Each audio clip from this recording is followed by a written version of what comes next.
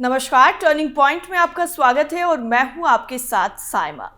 दिल्ली से लेकर महाराष्ट्र, पश्चिम बंगाल से लेकर चंडीगढ़ या यूं कह लीजिए कि देश के तमाम हिस्सों में ईडी का ताबड़तोड़ एक्शन चल रहा है, जिससे नेताओं और पार्टियों में हड़कंप मचा हुआ है। ईडी की छापेमारी से बड़े बड़े नेताओं की रातों की नींद उड़ गई है, लेकिन ईडी की जबरदस्त कार्रवाई रुकने का नाम नहीं ले रही है। एक बार फिर से ईडी के एक्शन से हड़कंप मचा हुआ है और सनसनी फैल गई है। इतना ही नहीं, करोड़ों का कैश भी ईडी ने बरामद किया है, जिसने फिर से सनसनी मचा दी है और ईडी की कार्रवाई को कामयाबी मिल गई। तो क्या कुछ है पूरा मामला और कहां कहां ईडी डाले हुए है डेरा, सब कुछ आपको पॉइंट टू पॉइंट बताते हैं। ईडी के एक्शन से मचा बवाल, एक साथ कई ठिकानों पर रेड, बंगाल से लेकर चंडीगढ़ तक एक्शन, छापेमारी में मिला करोड़ों का खजाना। देश के अलग अलग राज्यों में चल रही छापेमारी से सियासी पारा हाई है।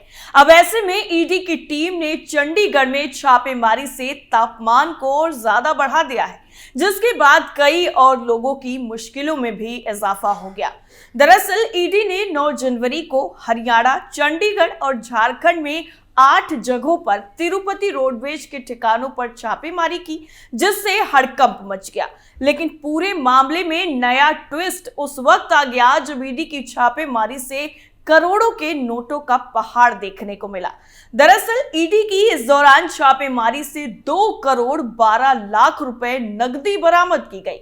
ईडी की टीम ने अवैध खनन के एक मामले में तिरुपति रोडवेज के मेसर्स गुरप्रीत सिंह सभरवाल, लखमीर सिंह सभरवाल, प्रदीप गोयल, मोहित गोयल और इनके अलावा बाकियों के ठिकानों पर जांच शुरू की। ईडी ने पंचकुला के रत्तेवाली गांव में अवैध खनन के मामले में दर्ज एफआईआर के आधार पर जांच शुरू की थी।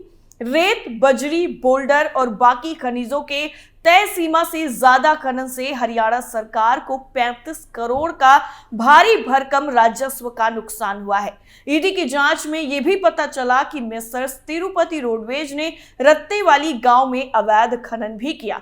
इससे हुई आय को बैंकिंग चैनलों के माध्यम से नकद जमा भी कराया गया। बाद में उस पैसे का चल अचल संपत्तियों में निवेश कर दिया गया। छापेमारी के दौरान तलाशी में डिजिटल उपकरण, चल अचल संपत्तियों के संबंध में संदिग्ध दस्तावेज, बैंक लॉकर और 2 करोड़ 12 लाख रुपए की नकदी मिले। ईडी ने कंपनी प्रबंधकों से भी पूछताछ की है।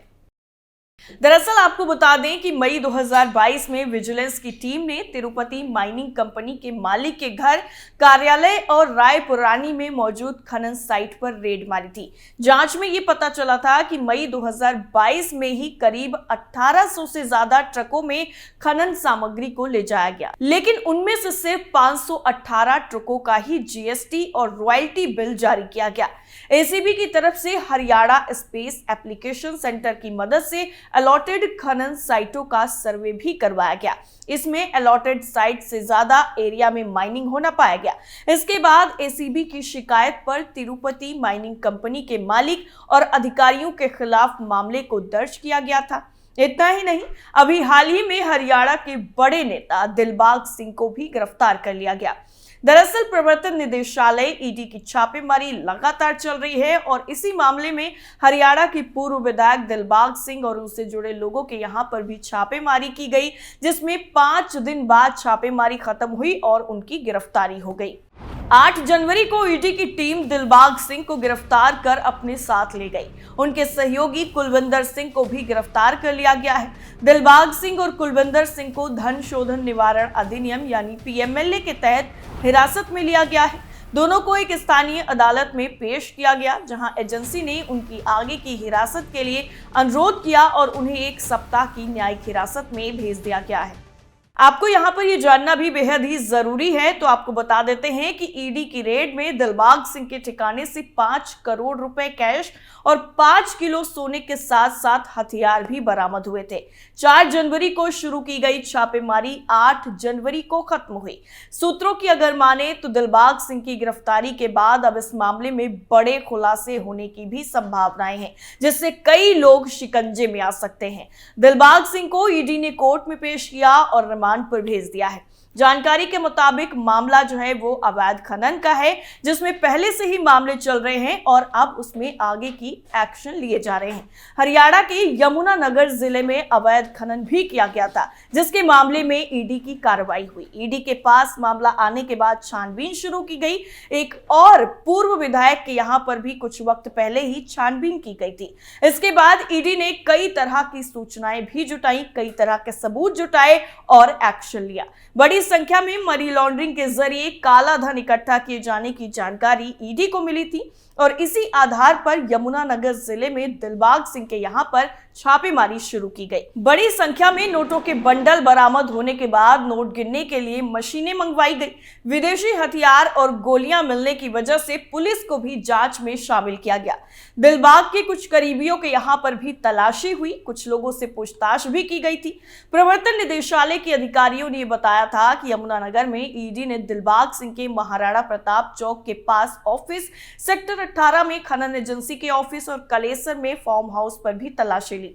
पूर्व विधायक की भारत और विदेश में भी कई संपत्तियों का पता चला है। उनके करीबियों जिसमें संजय गुप्ता, इंद्रपाल सिंह, ट्रांसपोर्टर गुरबाज सिंह के ऑफिस पर भी टीमें पहुंची। संजीव गुप्ता खनन और प्लाईवुड कारोबार में दिलबाग सिंह के साथ ही पार्टनर हैं। उनकी इंद्रपाल से रिश्तेदारी भी है। उनके संतपुरा रोड पर मौजूद घर पर भी रेड हुई। गुरबाज सिंह पूर्व विधायक के चचेरे भाई भी हैं। उनके माझा पहलवान ट्रांसपोर्ट ऑफिस पर भी छापेमारी हुई। ईडी टीमों ने धन शोधन निवारण अधिनियम यानी पीएमएलए के प्रावधानों के तहत एक साथ सोनीपत में भी कांग्रेस विधायक सुरेंद्र पवार, बीजेपी नेता और करनाल के पूर्व डिप्टी मेयर मनोज वाधवा के और यमुनानगर में आईएनएलडी के पूर्व विधायक दिलबाग सिंह के घर, कार्यालय और फार्म हाउस पर दबिश दी थी। रेड के दौरान ईडी की टीम ने खनन कारोबार से जुड़े दस्तावेजों, बैंक खातों और जमीन से जुड़े मुख्य कागजातों की भी जानकारी जुटाई थी। ईडी की कार्रवाई के दौरान ही कांग्रेस विधायक अपने आवास पर मौजूद थे। सुरेंद्र पवार के आवास से ईडी के अधिकारियों को कुछ अहम सबूत भी मिले थे। वहीं दूसरी तरफ पश्चिम बंगाल में भी ईडी को लेकर घमासान लगातार जारी है। दरअसल पश्चिम बंगाल में भाजपा ने 11 जनवरी को तृणमूल नेता शेख शाहजहां की गिरफ्तारी की मांग को लेकर वजीरहाट के न्यायजात थाने का घेराव अभियान चलाया है। यहाँ पर गौर करने वाली बात यह है कि संदेशखाली में ईडी पर हमले को 6 दिन बीत चुके हैं, लेकिन अब तक आरोपी तृणमूल नेता शेख शाहजहां को गिरफ्तार तक नहीं किया गया। पुलिस ने छोटे स्तर पर केस क्यों दर्ज किया, ये सवाल भी है। इसके विरोध में ही बीजेपी ने संदेशखाली में नजत पुलिस स्टेशन के घेराव का आह्वान किया। पुलिस के रोकने पर सुकांत मजूमदार ने सड़क पर बैठकर विरोध जताया। न्यायजात थाने में 1 किलोमीटर पहले तक धारा 144 लागू कर दी गई है, जिसमें बीजेपी नेता और कार्यकर्ता बैरिकेडिंग तोड़कर आगे बढ़ने की कोशिश भी लगातार कर रहे थे। सुकांत की जवाबी शिकायत यह है कि महिला पुलिसकर्मियों को प्राथमिकता दी गई है ताकि हम आगे ना बढ़ सके। इतना ही नहीं, दूसरी तरफ पश्चिम बंगाल सरकार को भी जोरदार झटका लगा है, यानी ममता बनर्जी के सपनों पर पानी फिर गया। दरअसल कलकत्ता उच्च न्यायालय ने संदेशखाली छापेमारी मामले में बंगाल सरकार को प्रवर्तन निदेशालय यानी ईडी के अधिकारियों के खिलाफ कोई भी दंडात्मक कदम नहीं उठाने का कड़ा निर्देश दिया है। ईडी ने बताया कि छापेमारी के दौरान उनके अधिकारियों पर हमला किया गया था, जिसमें उनके 3 अफसर घायल भी हो गए थे और ये घटना 5 जनवरी को घटी, जब ईडी के अधिकारी उत्तर 24 परगना में राशन घोटाला मामले के तहत ही तृणमूल कांग्रेस के नेता शाहजहां के आवास पर छापेमारी करने पहुंचे। ईडी काउंसिल ने अदालत को बताया कि उन्हें मालूम चला है कि इस घटना के संदर्भ में बहुत सारे मामले भी दर्ज किए गए हैं। उन्होंने कहा कि एक मामला ईडी की तरफ से अधिकारियों के साथ हुई हिंसा को लेकर दर्ज कराया गया था, तो वहीं बाकी के 3 मामले उनके अधिकारियों के खिलाफ ही दर्ज किए गए थे। जस्टिस जय सेन गुप्ता ने कहा कि ईडी के अधिकारियों के खिलाफ दर्ज एफआईआर के तहत कोई भी दंडात्मक कदम नहीं उठाया जाएगा। आपको बता दें कि 5 जनवरी को राशन वितरण घोटाला मामले की जांच के तहत टीएमसी नेता शाहजहां शेख के आवास पर छापेमारी के दौरान उनके समर्थकों ने अधिकारियों पर हमला बोल दिया था। इस हमले में ईडी के 3 अधिकारी भी घायल घायल हुए थे। ईडी ने इस मामले में शिकायत भी दर्ज कराई थी। वहीं केंद्रीय जांच एजेंसी के खिलाफ टीएमसी नेता और राज्य पुलिस ने अन्य पुलिस स्टेशन में मामला भी दर्ज किया था। ईडी अधिकारियों पर हुए हमले के बाद से ही तृणमूल नेता शाहजहां शेख लगातार फरार है। जांच एजेंसियां उसकी तलाश में जुटी हुई हैं, लेकिन अभी तक वो कानून की गिरफ्त से बाहर है। यानी कुल मिलाकर ईडी का ताबड़तोड़ एक्शन जारी है और अब देखना होगा कि अगला नंबर किसका लगने वाला है। टर्निंग पॉइंट में फिलहाल के लिए इतना ही। बाकी खबरों के लिए बने रहिए कैपिटल टीवी के साथ। नमस्कार।